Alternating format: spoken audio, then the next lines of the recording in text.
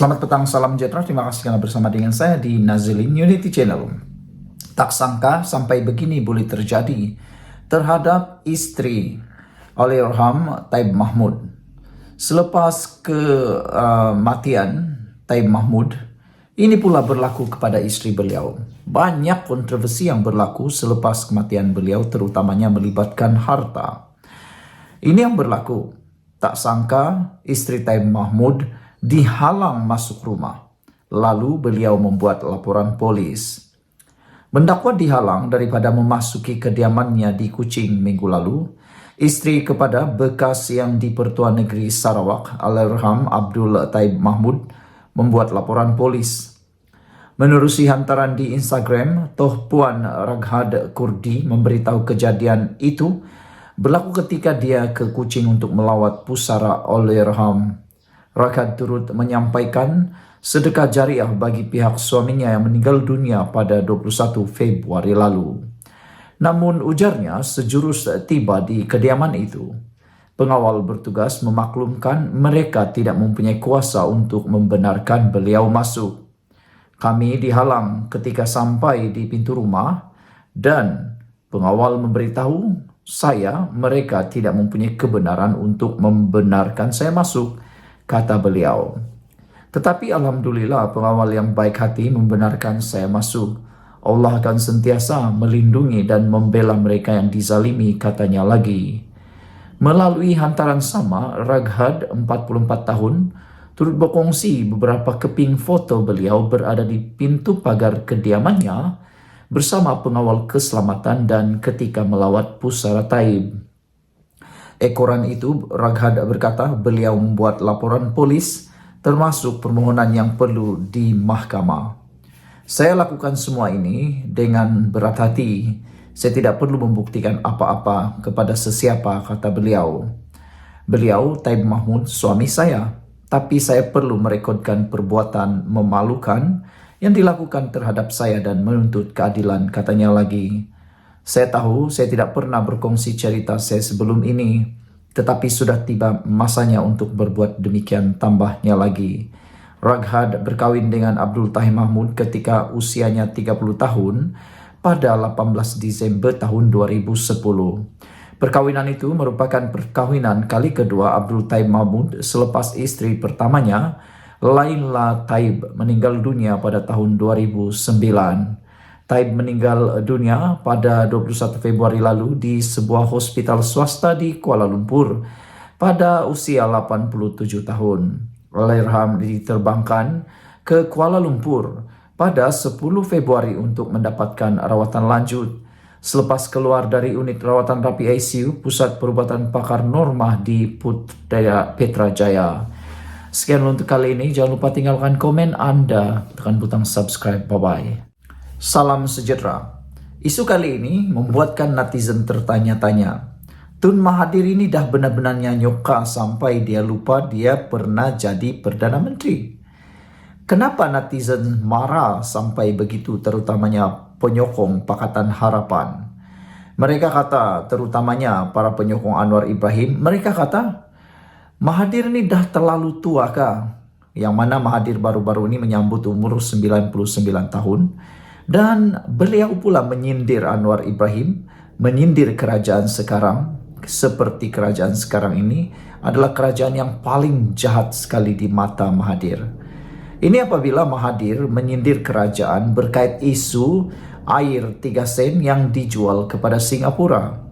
Dan netizen menggelar Tun Mahathir Tun Melayu Muda Lupa. Apabila mereka sekolahkan Mahathir, kata mereka, Tun Mahathir kan tak pernah jadi Perdana Menteri. Walhal kita semua tahu Mahathir pernah menjadi Perdana Menteri sebanyak 2 kali.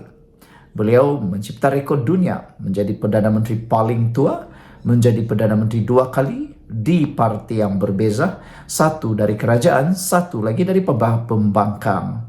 Namun kenyataan Mahathir, sindiran Mahathir yang mengatakan air mentah Johor terus dijual 3 sen kepada Singapura hingga kiamat dilihat hanya mengundang cemuhan orang ramai. Orang marah dengan tindakan cemuhan, dengan tindakan Mahathir ini yang cuba mempersenda Anwar Ibrahim, yang cuba mempersenda tindakan itu. Tapi mereka lupa, Mahathir lupa kata mereka, yang memulakan semuanya itu adalah Tun Mahathir. Kenapa pula nak salahkan kepada Anwar Ibrahim? Mahathir lupakah dulu dia jadi Perdana Menteri 2 kali? Kenapa sehingga pada waktu itu beliau tidak buat apa-apa? Semuanya salah orang, dia tak pernah salah, kata orang. Bekas Perdana Menteri Tun Mahathir Mohamad berkata, Malaysia memberikan subsidi kepada Singapura dengan menjual air mentah sebanyak 250 juta galen sehari dengan kadar 3 sen Singapura dolar atau 1 sen Singapura dolar sahaja bagi setiap 1000 galen sejak tahun 1962. Sejak 1962, pada waktu itu Anwar Ibrahim belum Perdana Menteri pun. Yang menjadi Perdana Menteri pada tahun 1980 siapa lagi kalau bukan Mahathir. Tapi kenapa baru sekarang dia hentam Anwar Ibrahim? Kenapa sekarang baru dapat ilham seperti itu? Dulu dia jadi Perdana Menteri 2 kali, tak dapatkah ilham tu? Netizen marah sehingga mereka kata dah tua baru sampai ilhamnya. Rupa-rupanya makin tua makin tak jadi, kata mereka lagi. Menurut Mahathir sejak 61 tahun lalu, yaitu dari tahun 1962 hingga tahun 2023, Kerajaan Malaysia memberi subsidi kepada negara seberang tembok itu berjumlah 2.379 bilion. Sehubungan itu Mahathir secara sinis menasihatkan agar kerajaan terus membantu Singapura dengan menjual air berharga 3 sen sehingga kiamat. Malaysia adalah negara subsidi, kata Mahathir. Kita bukan sahaja beri subsidi kepada rakyat sendiri tetapi juga kepada negara asing. Sehingga kini kita masih jual air mentah dengan harga 3 sen bagi 1000 galen. Inilah yang membuatkan netizen bengang dan marah dengan Tun Mahathir. Kata mereka, kalau benar dia berniat suci, ikhlas, baik pula, kenapa dulu dia tak laksanakan, kata mereka. Beberapa netizen dengan rangkap mengecam Mahathir, rata-ratanya menyindir kembali Mahathir Mohamad. Mereka membalikkan paku keras kepada Mahathir. Kata mereka, ialah Tun Mahathir pernah jadi Perdana Menteri nak buat benda macam ni. Gagal betul semua Perdana Menteri sebelum ini, Perli Haridin. Kata seorang lagi netizen, 2 kali Perdana Menteri, tak terfikir ke dah 2 kali jadi Perdana Menteri? Kenapa sekarang baru dapat ilham? Ke templak pengguna X? Seorang lagi kata, ialah Tun Mahathir, bukan ke masa anda Perdana Menteri tahun 2018 sambung perjanjian 3 sen ini dengan Singapura ke? Soal Iskandar. Ini telah pun menyebabkan ramai orang marah dengan Tun Mahathir kerana dia cuba menyalahkan kerajaan sekarang yang dia sebenarnya juga terlibat. Jumpa lagi. Bye-bye. Salam sejahtera. Hari ini kita digemparkan dengan laporan peniaga bimbang kenyataan Papagomo boleh jadi rusuhan. Mahkamah Session di sini hari ini dilaporkan, diberitahu satu laporan polis dibuat terhadap penulis blog Wan Muhammad Azri Wan Deris. Ekoran kenyataan yang didakwa menghasut bahawa kerajaan yang memerintah memihak kepada Israel dan Barat. Laporan itu dikemukakan oleh seorang peniaga, Hisham Sharudin, 42 tahun, kerana bimbang kenyataan Wan Muhammad Azri atau Papagomo boleh menyebabkan berlaku pergaduhan dan rusuhan di negara ini. Menurut saksi pendakwaan pertama itu, laporan dibuat pada 8 November 2023 bagi mengelak perbalahan selain khawatir dengan desas-desus bahawa Israel mahu menyerang Malaysia. Hisham menyatakan bahawa demikian ketika pemeriksaan semula oleh Timbalan Pendakwa Raya Muhammad Mustafa P. Kunayalam pada hari pertama perbicaraan kes bekas Exco Pemuda UMNO itu di hadapan Hakim Siti Aminah Ghazali. Dalam keterangannya, Hisham berkata, sebelum laporan dibuat, beliau menonton satu video di akaun Facebook Khalid Hamidi dan akaun TikTok Project Papa yang memaparkan kenyataan Wan Muhammad Azri. Saksi kemudian membuat laporan polis supaya pihak berkuasa menjalankan siasatan ke atas individu terlibat yang mengeluarkan kenyataan boleh mendatangkan kegusaran awam. Saya mengenali Wan Muhammad Azri atau Papa Gomo melalui media sosial dan telah mengikuti perkembangan politiknya sejak tahun 2020, namun saya tidak mengenali Khalid. Hantaran Khalid di akaun Facebook naik semasa saya melayari Facebook pada 8 November tahun 2023. Saya nampak ada orang kongsikan link kepada posting di Facebook, kemudian saya klik kepada link tersebut yang membawa saya kepada hantaran itu, katanya. Ujar saksi, setelah menonton dan meneliti video tersebut, beliau mendapati kenyataan yang dibuat oleh Wan Muhammad Azri atau Papa Gomo berbentuk menghasut rakyat untuk membenci kerajaan dengan mengatakan kerajaan ketika ini adalah pro kepada rejim Israel. Fakta itu tidak benar kerana terdapat banyak program dan tindakan kerajaan yang jelas mengutuk tindakan-tindakan Israel. Kata-kata tersebut adalah penghinaan kepada kerajaan dan boleh menjejaskan usaha untuk menyatakan pendirian konsisten kerajaan kepada perjuangan rakyat Palestin bagi mendapat negara yang merdeka. Perdana Menteri Datuk Seri Anwar Ibrahim selaku Ketua Kerajaan telah pergi ke negara Timur Tengah seperti Arab Saudi, Mesir dan Turki pada penghujung Oktober tahun 2023 untuk mendapatkan sokongan negara-negara tersebut dalam membantu mengutuk tindakan kejam Israel ke atas rakyat Palestin di Gaza, katanya. Semasa di soal siasat, Peguam Muhammad Rafiq Rashid Ali mewakili Papa Gomo, saksi itu tidak bersetuju bahwa laporan polis berhubung kenyataan tertuduh itu dibuat kerana mahu mempertahankan parti PKR dan Anwar selaku presiden. Hisham bersetuju dengan peguam berkenan bahawa tiada rusuhan dan pergaduhan berlaku di Kedutaan Amerika Syarikat dari tarik laporan polis dibuat sehingga hari ini. Sementara itu, seorang peniaga Khalid Hamidi, 55 tahun, memberitahu mahkamah bahawa video mengenai kenyataan Wan Muhammad Azri itu dimuat naik ke dalam hantaran akaun Facebook beliau pada 5 November 2023 menggunakan telefon bimbitnya. Saksi pendakwaan kedua itu berkata beliau memuat naik video tersebut ke dalam akaun Facebooknya kerana mempunyai sedikit perasaan tidak puas hati dengan peningkatan harga barang serta barangan keperluan harian sukar diperoleh di pasaran selain tertarik dengan paparan video itu. Wan Muhammad Azri didakwa menyebut kata-kata menghasut di laman Facebook Khalid Hamidi dan kata-kata itu dilihat oleh individu di sebuah unit kondominium di Jalan Tongshin, Bukit Bintang di sini pada tengah hari 8 November 2023. Perbicaraan bersambung lagi esok. Laporan dipetik daripada Cosmo Online. Sekian untuk kali ini. Jangan lupa tinggalkan komen Anda untuk isu kali ini. Kita jumpa lagi. Bye-bye. Salam sejahtera. Ini satu lagi kejutan besar kepada Parti Bersatu. Pendedahan ini luar biasa. Bersatu manipulasi istilah, terhenti keahlian kata Setiausaha Politik Anwar. Setiausaha Politik Perdana Menteri Datuk Seri Anwar Ibrahim yaitu Muhammad Kamil Abdul Munin menyifatkan bersatu sebagai memanipulasi istilah terhenti keahlian berhubung kedudukan 6 ahli parlimen parti itu. Muhammad Kamil mencabar Presiden Bersatu Muhyiddin Yassin untuk menyatakan secara jelas sama ada 6 ahli parlimen yang menyokong Perdana Menteri Anwar Ibrahim itu dipecat atau tidak.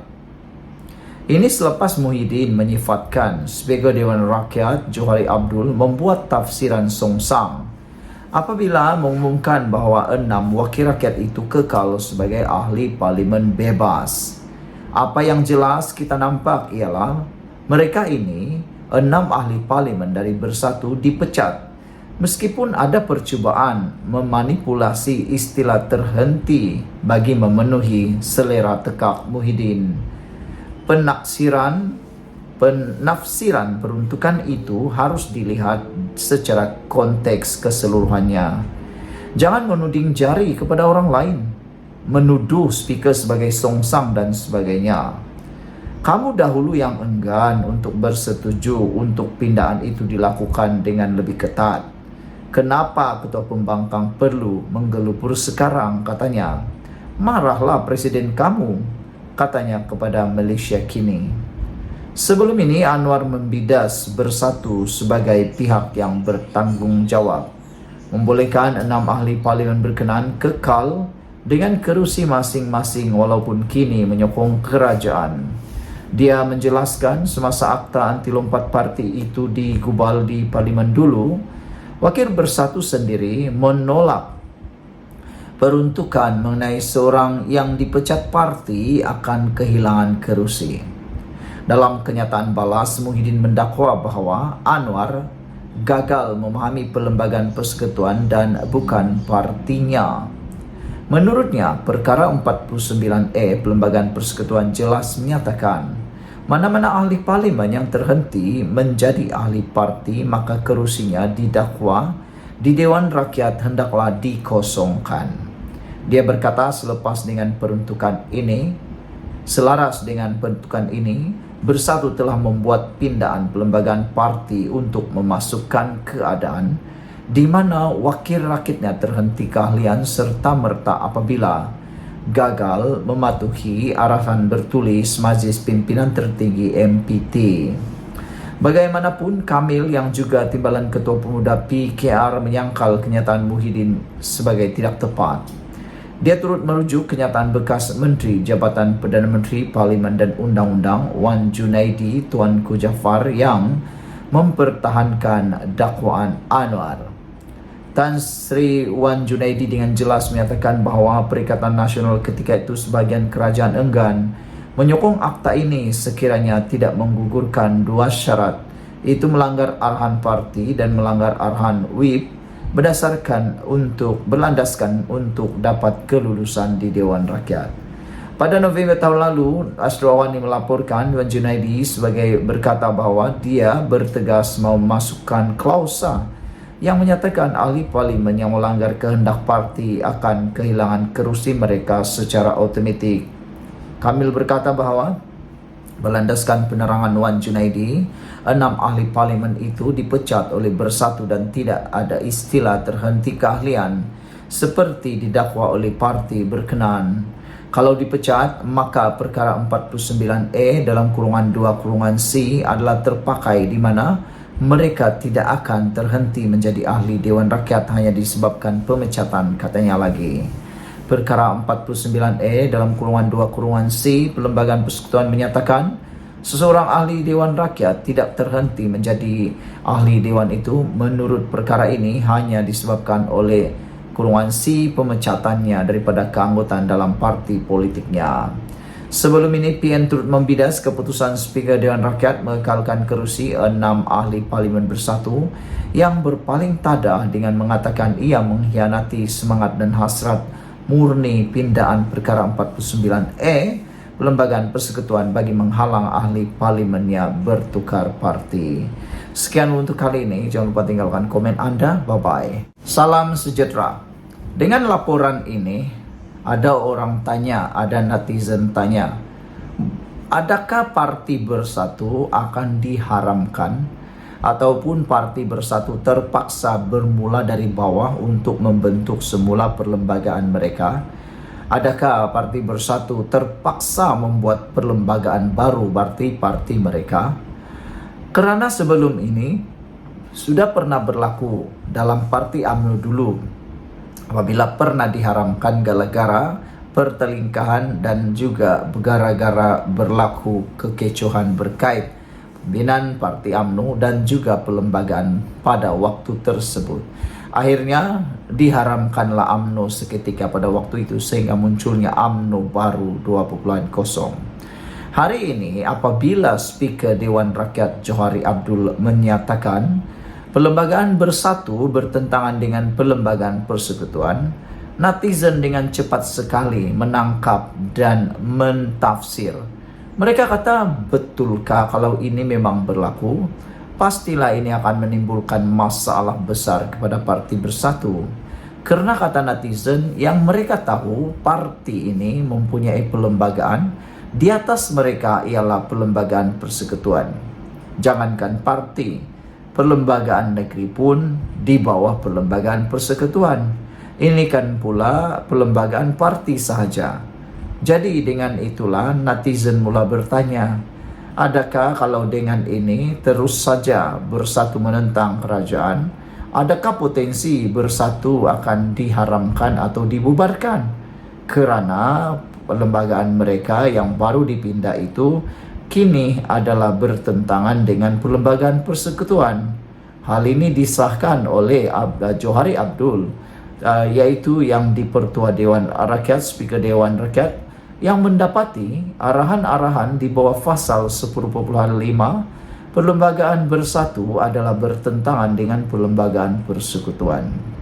Beliau berkata, pelembagaan bersatu menafikan hak 5 ahli parlimen bekas ahli parti itu sebagaimana termaktub mengikut perlembagaan persekutuan, peraturan pertuan Majlis Mesyuarat Dewan Rakyat serta Akta Majlis Parlimen Keistimewaan dan Kuasa 1952 yang menjamin hak keistimewaan, kebebasan bercakap, berbahas dan mengundi kepada 5 ahli parlimen berkenan. Perkara itu terkandung dalam surat yang di-Pertua Dewan Rakyat kepada Ketua WIP Bersatu, Datuk Seri Ronald Kiandi pada Selasa lalu, bagi memberitahu mengenai keputusan terhadap notis pemakluman kekosongan kerusi 5 ahli parlimen menurut perkara 49E perlembagaan persekutuan berikutan keahlian mereka dalam parti itu telah terhenti. Salinan surat itu juga ditujukan kepada 5 ahli parlimen berkaitan. Saudara berkenan dengan surat permohonan oleh Bersatu kepada 5 ahli Dewan Rakyat kembali ke kerusi pembangkang di Dewan Rakyat. Saya mendapati sehingga hari ini mereka masih duduk di blok pembangkang, kata Johari Abdul.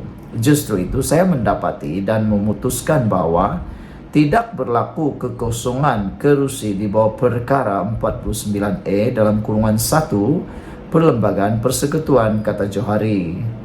Dalam mempertimbangkan notis itu, Johari berkata, beliau merujuk beberapa dokumen berkaitan seperti penyata jawatan kuasa pilihan khas JKPK, menimbang rang Undang-Undang Perlembagaan Pindahan Nombor 3 2022 dan mengenai peruntukan larangan ahli Dewan Rakyat bertukar parti DR7 tahun 2022 penyata JPKP.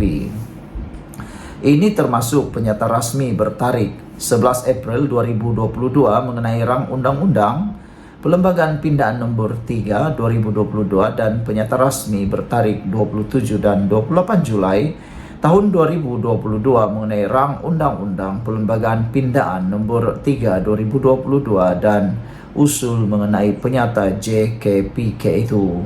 Saya mendapati daripada dokumen tersebut bahawa tujuan perkara 49E Perlembagaan Persekutuan diwujudkan untuk memastikan kestabilan politik negara untuk suatu jangka masa panjang, kata Speaker.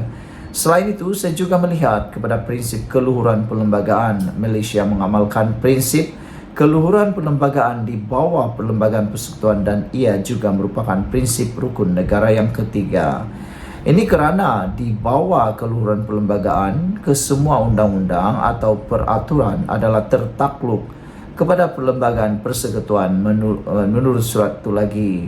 Mengenai keputusan tidak mengosongkan kerusi Parlimen Labuan, menurut surat berasingan Johari memaklumkan beliau tidak mahu merosakkan kepentingan pihak sedang berbicara dalam kes mahkamah susulan. Ahli Parlimen berkenan Datuk Dr. Suhail Abdul Rahman membawa tindakan terhadap Bersatu melalui perfailan guaman di Mahkamah Tinggi Shah Alam.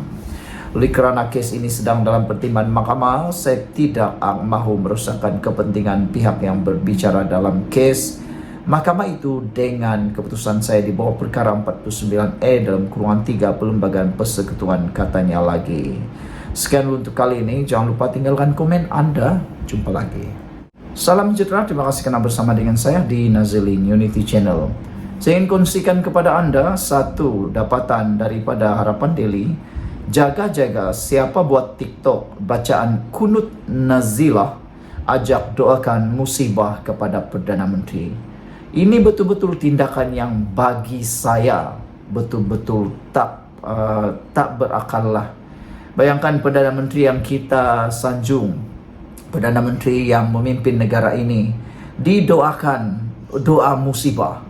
Ini pada pendapat netizen, ramai netizen kata, ajaran siapalah yang membuat seperti ini? Pemimpin negara sepatutnya didoakan yang baik-baik, memimpin negara dengan cara yang terbaik, memimpin negara dengan hikmat daripada Allah. Ini didoakanlah pula dapat musibah. Ini pastilah satu tindakan yang betul-betul tidak bermoral. Perkara ini memang dikecam. Apapun agama, saya yakin tiada yang mengajarkan untuk didoakan pemimpin itu musibah. Tak tahulah ini ajaran mana. Adakah itu sebenarnya ajaran agama atau ajaran parti semata-mata? Melampau apabila penyokong pembangkang membuat hantaran satu akaun TikTok yang menyertakan bacaan kunut nazilah sambil mengajak orang ramai mendoakan musibah ke atas Perdana Menteri.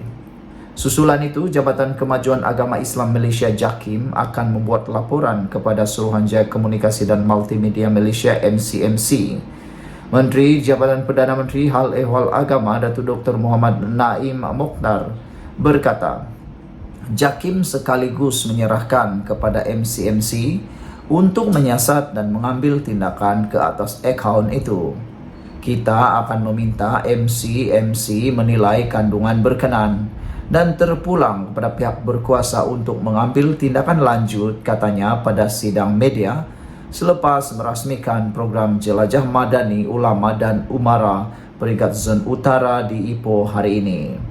Beliau menegaskan, tindakan pengguna media sosial terbabit tidak sepatutnya berlaku, malah ia bertentangan dengan ajaran Islam. Katanya lagi, jika terdapat perbezaan pandangan atau pendapat, ia boleh dizahirkan dengan beradab, menerusi cara yang betul. Katanya lagi, mengadakan doa supaya pemimpin-pemimpin dilaknat itu bukan ajaran agama kita. Katanya lagi, Nabi Muhammad mengajar berkasih sayang, kata beliau. Sekiranya ada beza pandangan atau pendapat, apatah lagi dengan pemimpin seagama kita, sepatutnya kita menzahirkan, biarlah dengan adab dan cara yang betul, tambahnya lagi. Saudara-saudara sekalian, apabila diberikan amaran seperti ini oleh JAKIM, Anda harus percaya. Mana yang nak dipercaya? Orang politik ataupun Jabatan Agama Islam Kemajuan Agama Islam Malaysia JAKIM. Kalau JAKIM, dia tiada kepentingan langsung mana-mana parti politik. Tetapi parti politik ini banyaklah caranya untuk memenangi hati rakyat, mendapatkan sokongan. Termasuklah berani menunggang agama. Dan lagi teruk, berani pula menganjurkan doa kunut nazilah, ajak doa musibah kepada PM. Ini bukan dibuat oleh parti pembangkang, tetapi penyokong pembangkang pula. Penyokong pembangkang ini sepatutnya diajar oleh para pemimpin pembangkang, khususnya parti PAS, untuk berubah dan tidak melakukan perbuatan yang jahat seperti ini. Mendoakan musibah ke atas Perdana Menteri itu perbuatan yang benar-benar tidak diajar oleh agama manapun. Susulan itu, JAKIM telah membuat laporan dan mohon MCMC mengambil tindakan. Betul lah, kita harapkan MCMC mengambil tindakan sekeras-kerasnya, tegas kepada orang-orang seperti ini. Yang hairannya, bila orang itu sudah ditahan, direman, disiasat, barulah orang kata tiada kebebasan bercakap, ada penganiayaan dan sebagainya. Tapi sebenarnya mereka lah yang memang membuta tuli, sanggup ditunggang oleh orang-orang politik semata-mata untuk menjatuhkan pemimpin. Perbuatan itu perbuatan paling dayus sekali. Sekian untuk kali ini, jangan lupa tinggalkan komen Anda. Bye-bye. Salam sejahtera. Ini satu lagi pendedahan yang pastinya paling dibenci oleh Parti Bersatu. Apabila sudah terang lagi bersuluh, sudah terang disuluh lagi. Pasal bersatulah, undang-undang anti lompat parti lompang. Rupa-rupanya masalah kelompangan undang-undang anti lompat parti ini bukan disebabkan oleh Speaker Dewan Rakyat yang disebut-sebut.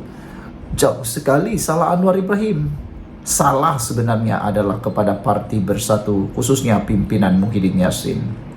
Ahli Parlimen Bangi, Serezan Johan, menegaskan bahwa Bersatu ketika menjadi kerajaan tidak bersetuju bahwa wakil rakyat yang dipecat perlu mengosongkan kerusi.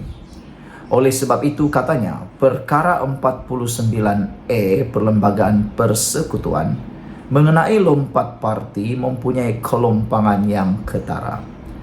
Dengan keputusan Speaker dalam hal 6 ahli parlimen yang menyatakan sokongan kepada Perdana Menteri, tiba masa kita pertimbangkan untuk pindah perkara 49E dalam kurungan 2 kurungan C Perlembagaan.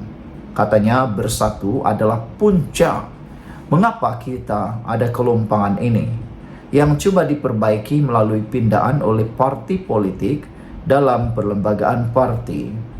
Selepas 6 ahli parlimen menyatakan sokongan kepada Perdana Menteri, barulah mereka terhege-hege untuk pindah perlembagaan mereka.